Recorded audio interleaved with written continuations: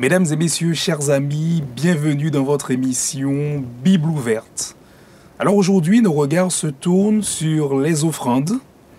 Et d'ailleurs, lorsqu'on va dans le texte biblique, on se rend compte qu'il y avait différents types d'offrandes.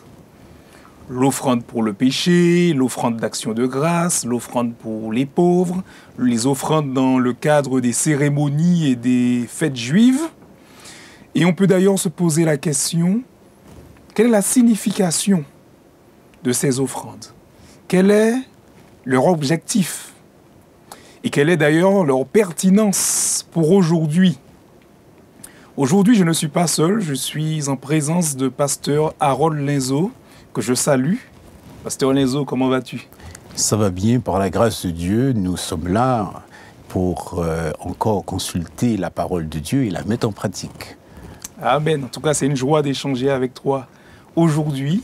Et c'est une joie partagée d'être ici.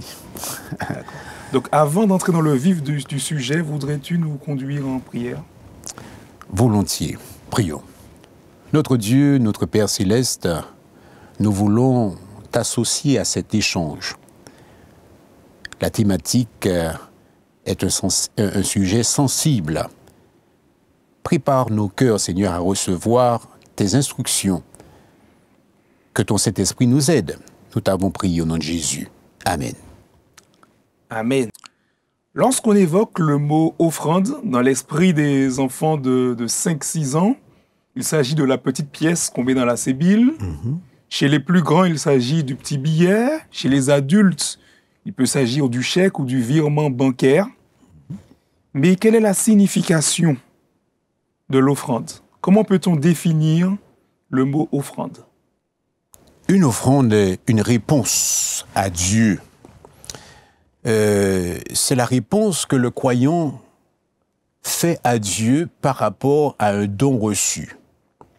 C'est un acte de reconnaissance, c'est un acte d'amour et qui permet à Dieu d'être reconnu dans la vie du croyant et qui donne à ce croyant la possibilité de lui manifester de la gratitude. Donc, par ce biais, on présente à Dieu, on révèle, on démontre son appréciation pour ses bienfaits, ses bénédictions qu'il déverse sur nous et sur son peuple. Donc, en d'autres termes, je pourrais dire que les offrandes, c'est cette partie que nous donnons, pratiquement, qui sort des 90%, puisque nous avons déjà remis les 10% à Dieu, donc la dîme.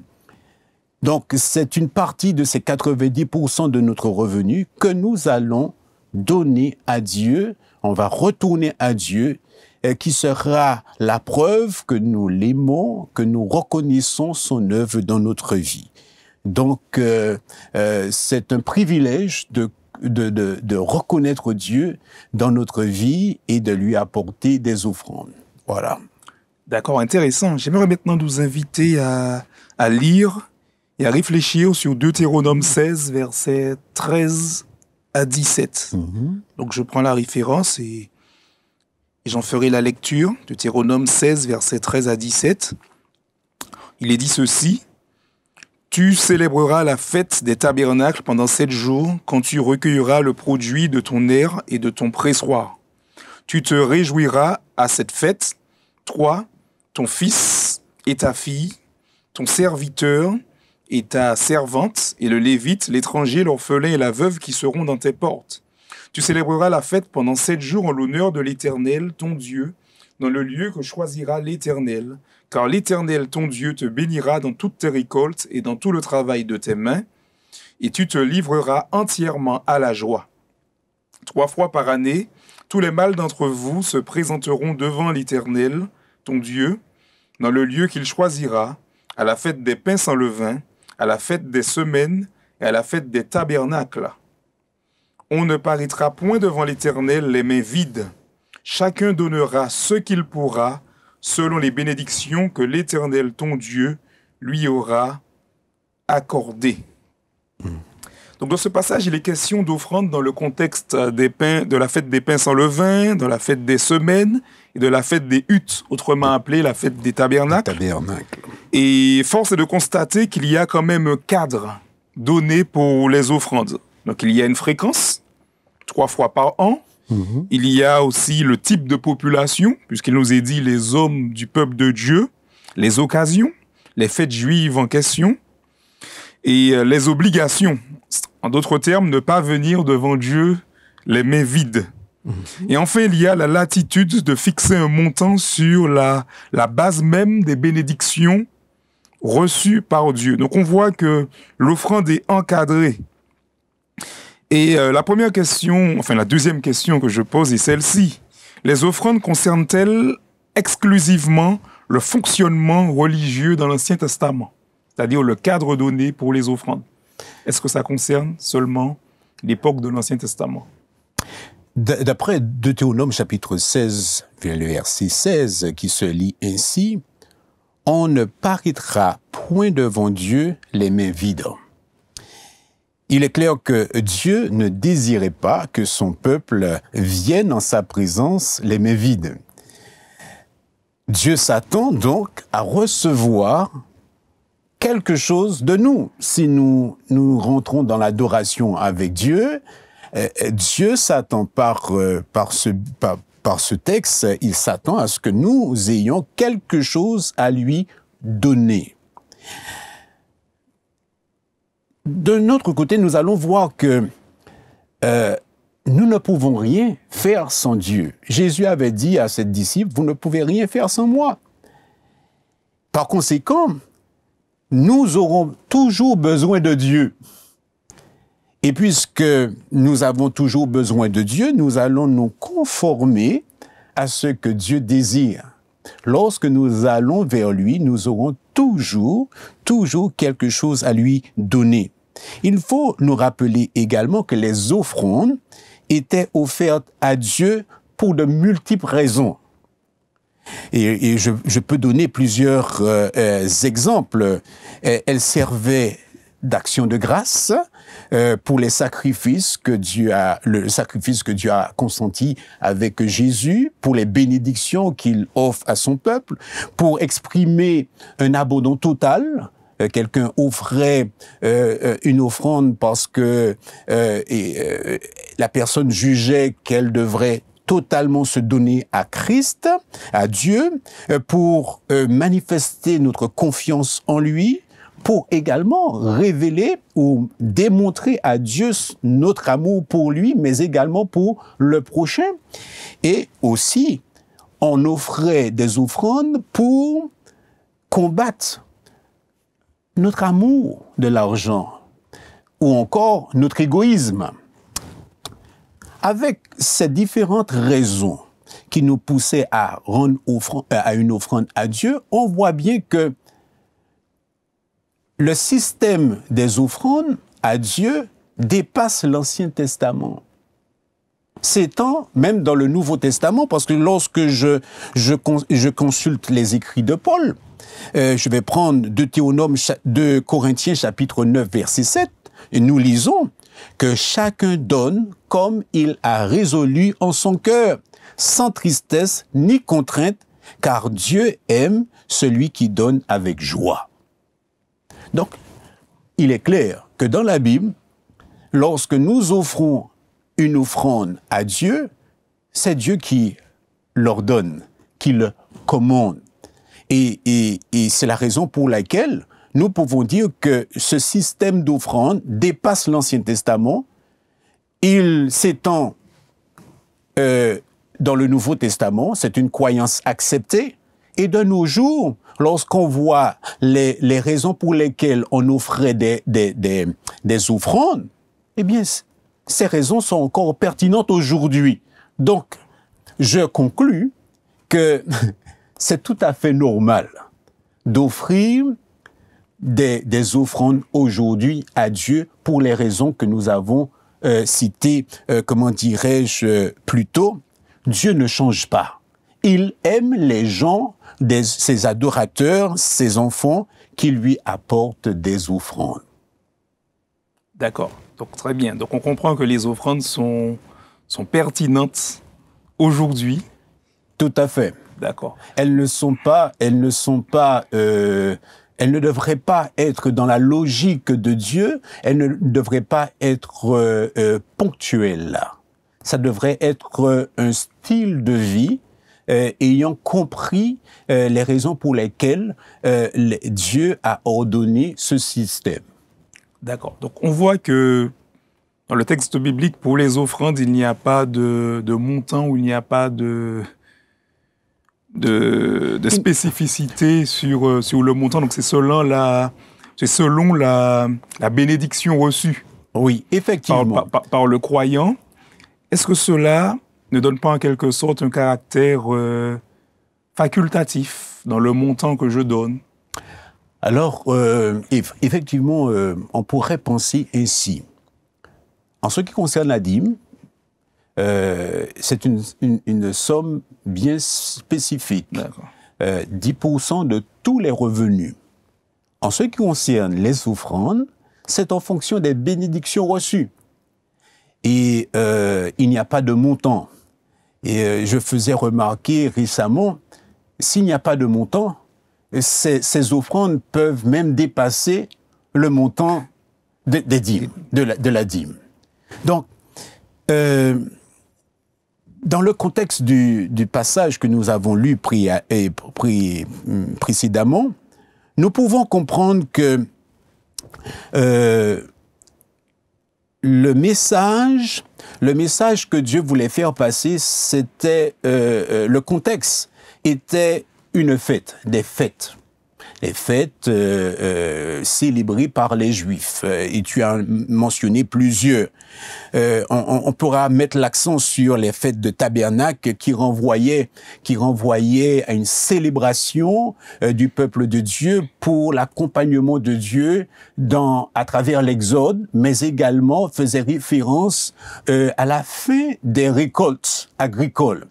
Et Dieu recommandait à son peuple de lui faire une offrande. Ok?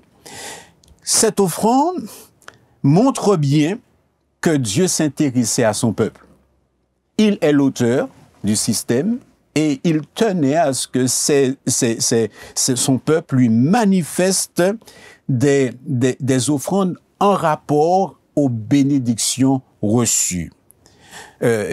Donc ce n'était pas un impôt, non, on ne pouvait pas considérer l'offrande comme un impôt, mais comme un plaisir, une joie, une marque de reconnaissance pour ce que Dieu fait pour son peuple. Je vais lire le verset 14 pour montrer un peu le contexte dans lequel on évolue autour de cette offrande. Tu te réjouiras à cette fête, toi, ton fils, ta fille, ton serviteur et ta servante, et le Lévite, l'étranger, l'orphelin et la veuve qui seront dans tes portes. Qui était concerné par cela? Monsieur tout le monde, tout compte fait. Oui, Dieu s'adresse à Moïse comme son porte-parole, pour que son peuple soit mis au courant et rentre dans le système de Dieu. Mais dans le système de Dieu, eh bien, tous les hommes devraient comprendre qu'ils devraient faire des offrandes à ce Dieu créateur qui prend soin de ses créatures. Donc ici, dans ce passage, on voit bien que le système de l'offrande n'était pas uniquement réservé au peuple d'Israël, mais toute personne se trouvant ayant, comment dirais-je, reçu cette instruction pouvait contribuer à ce système voulu par Dieu. Il y a un autre passage que je voulais lire, c'est au verset 15. « Tu célébreras la fête pendant 7 jours en l'honneur de l'Éternel, Dieu est le centre, ton Dieu, dans le lieu que choisira l'Éternel, car l'Éternel, ton Dieu, te bénira dans toutes tes récoltes et dans tout le travail de tes mains, et tu te livreras entièrement à la joie. » Donc, cette offrande devrait être apportée à Dieu, non dans la tristesse, mais dans la joie. Dans la joie. De ce fait, Dieu faisait de tous ceux qui entendaient sa voix et sa volonté des économes qui devaient gérer bien le rendu de leurs travaux, mais également contribuer à l'œuvre de Dieu, à son œuvre. Oui, très, très intéressant. Mais lorsqu'on prête attention au texte biblique, il y a quand même des notions ou un jargon avec lequel nous ne sommes pas tous familiers, puisque il est question de fête des tabernacles, de fête des pains sans levain. Tout à fait. Donc des cérémonies qu'on ne pratique plus à l'heure actuelle. Tout à fait.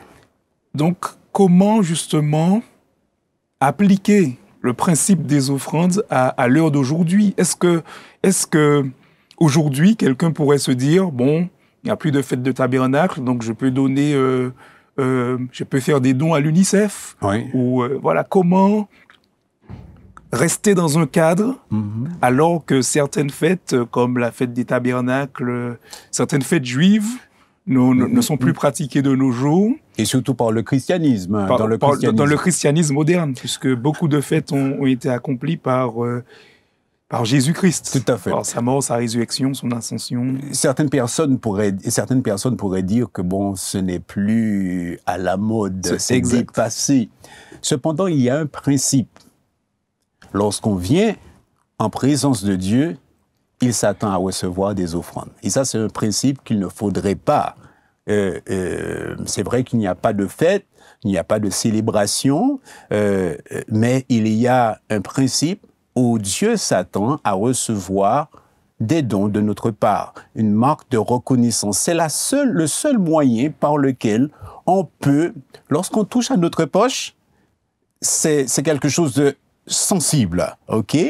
Et Dieu a prévu ce moyen pour que nous puissions nous dépasser, sortir de notre zone de confort, l'égoïsme qui est en nous, pour lui manifester de la reconnaissance, notre amour, mais également contribuer à soulager la souffrance autour de nous, comme il était prévu dans le système juif. Donc, il y a de la pertinence de garder ce principe en tête pour continuer à œuvrer selon les directives ou les plans ambitieux de Dieu pour l'humanité tout entière.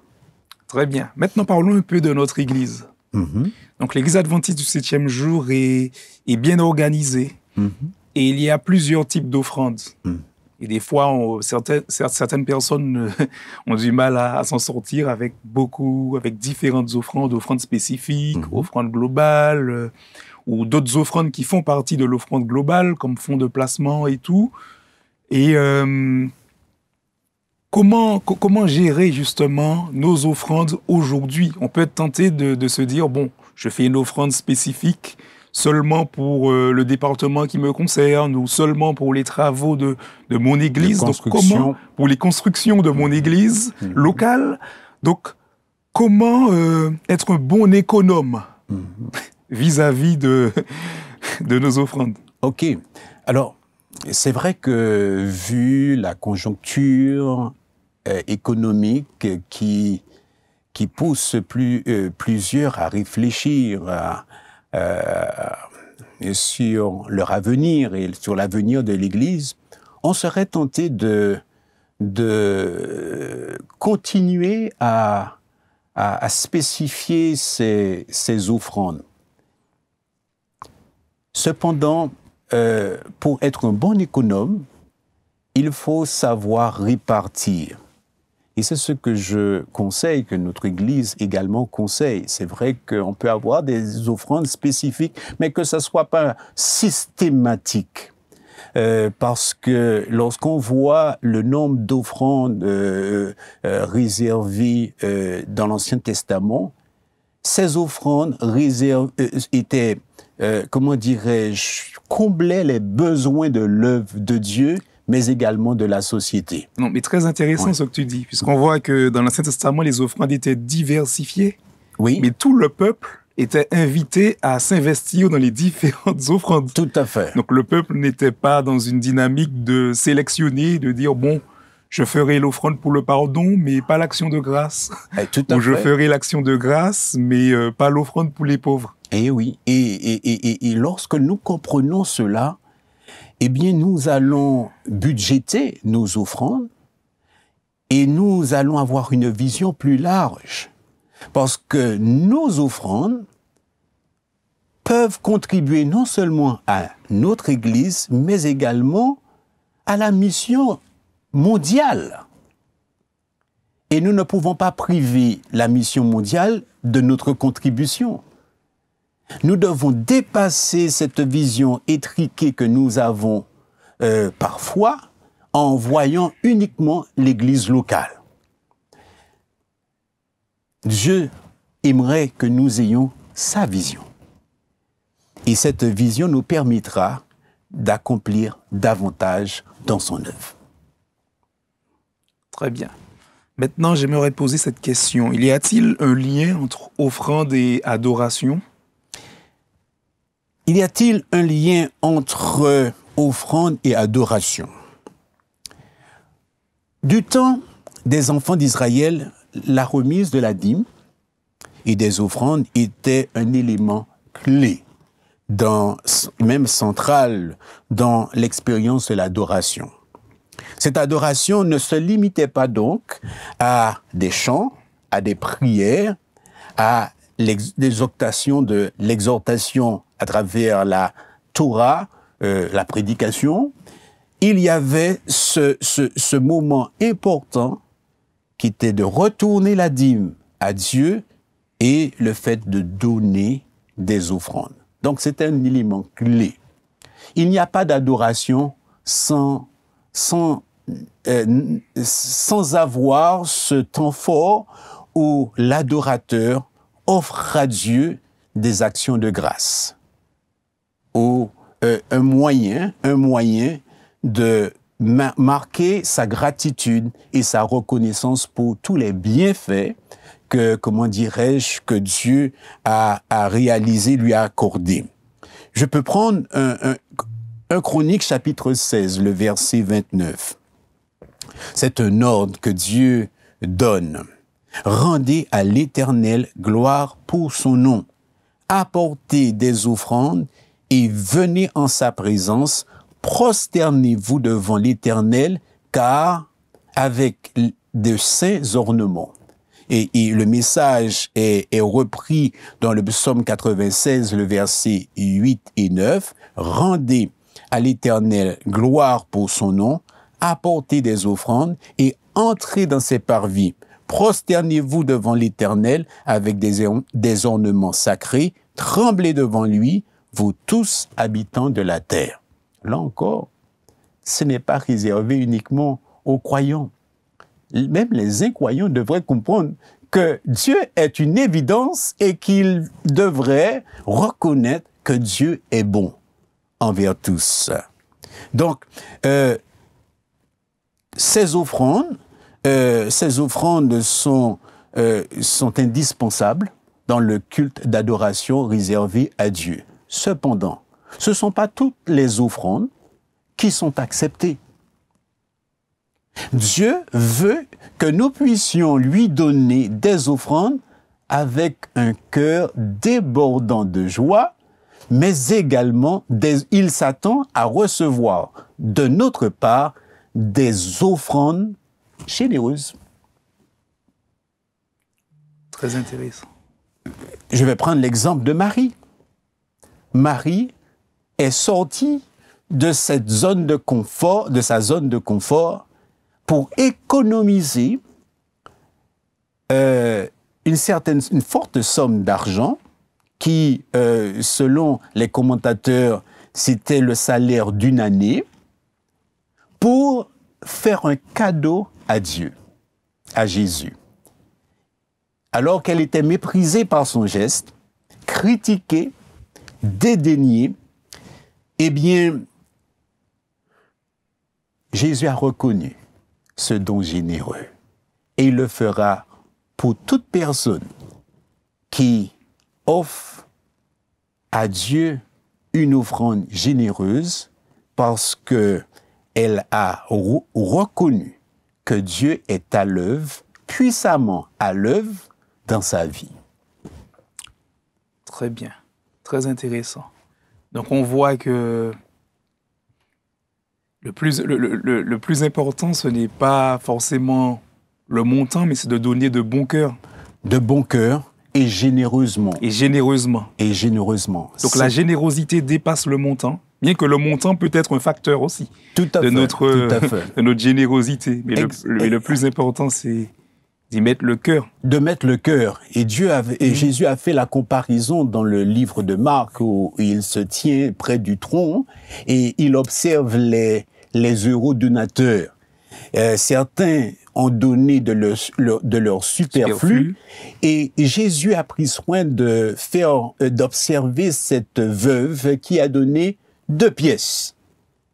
Et Jésus a reconnu que cette sœur, cette veuve a donné tout ce qu'elle avait pour Dieu parce qu'elle reconnaissait qu'elle pouvait contribuer à l'avancement de l'œuvre de Dieu.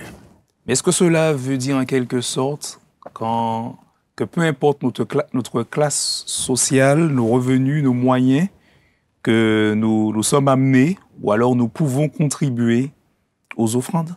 Oh, certainement. Les offrandes s'adressent aux riches, mais également aux pauvres.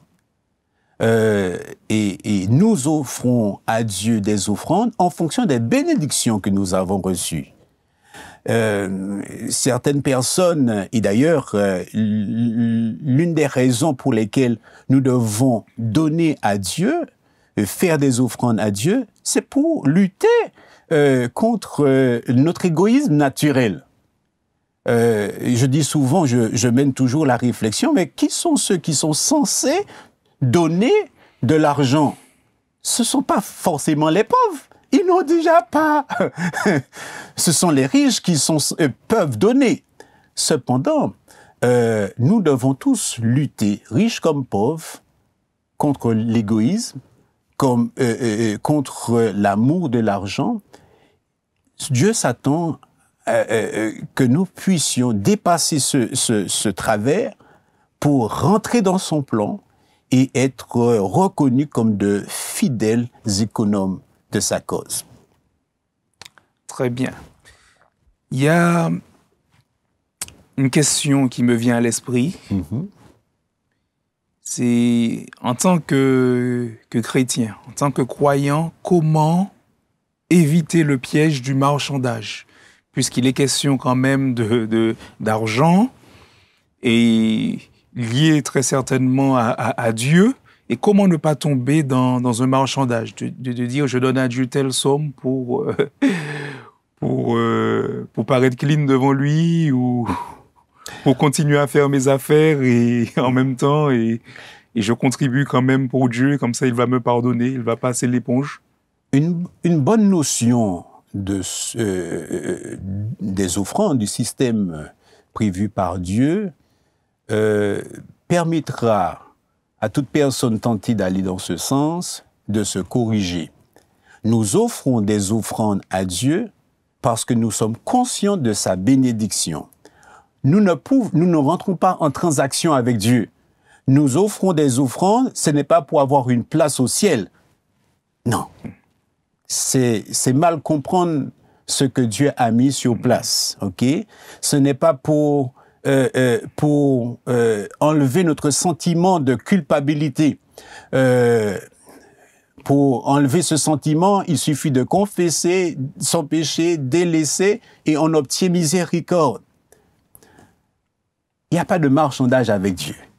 Soit on le reconnaît comme un Dieu miséricordieux, soit on ne le reconnaît pas. En offrant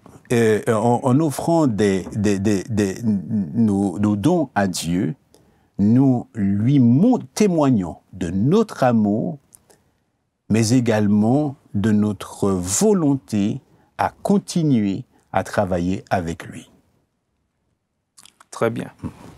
Donc aujourd'hui, on comprend que l'offrande volontaire ne veut pas dire pour autant facultatif. Elle n'est pas facultative, l'offrande. L'offrande volontaire, c'est accepter de faire un don sans contrainte, librement et de façon systématique, puisque c'est Dieu qui ordonne de lui faire des offrandes. D'ailleurs, lorsque les enfants d'Israël ont été infidèles dans Malachie, dans le livre de Malachie, Dieu a bien pointé du doigt qu'ils étaient infidèles dans la dîme et dans les offrandes. Donc, alors les offrandes sont un aspect de la vie de l'adorateur qui prouve si nous sommes fidèles ou pas à Dieu. L'offrande devrait être systématique dans la tête de chaque croyant. Très bien. Donc, en guise de clôture, que souhaiterais-tu dire, à nos auditeurs, à nos internautes, comme mot de la fin? En mot de la fin, je dirais qu'il est bon de rentrer dans le plan et de rester dans le plan de Dieu. Dieu se présente comme celui qui a à cœur de nous soutenir, il a à cœur notre bien-être et il aimerait que nous puissions lui faire des offrandes parce que nous sommes témoins de ses riches bénédictions à notre endroit. Je ne peux que nous encourager à rester dans son plan et à lui faire des offrandes généreuses qui vont nous permettre, qui vont permettre à l'œuvre de Dieu de se poursuivre, mais également ces offrandes nous permettront d'atténuer la souffrance autour de nous, et également ces offrandes nous permettront de parfaire notre caractère, d'endosser pleinement le caractère généreux de Jésus et ainsi nous permettre de contribuer de façon significative à l'achèvement de la cause de Jésus. Et bientôt, très bientôt, lorsque cette œuvre sera achevée, nous aurons le plaisir d'entendre de la voix en stéréo, d'entendre de la voix de Jésus. C'est bon, fidèle serviteur, entre dans la joie de ton maître. Et ça, ce ne sera pas pour un laps de temps, ce sera pour l'éternité. Nous serons dans la félicité avec Jésus, mais également avec tous les élus. Voilà. Très bien. Et Pasteur Linzo, nous te remercions infiniment pour cet échange. Et quant à vous, chers amis auditeurs, internautes, nous vous donnons rendez-vous la semaine prochaine pour un autre épisode de votre émission Bible ouverte. Que Dieu vous bénisse.